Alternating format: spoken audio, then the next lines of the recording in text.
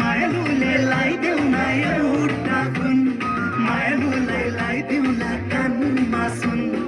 अझ पाइचो गर्न नि पाउन र तिमीलाई नि पिराती चाहिन्न र बसौला छोडी लाग्ने गर्छ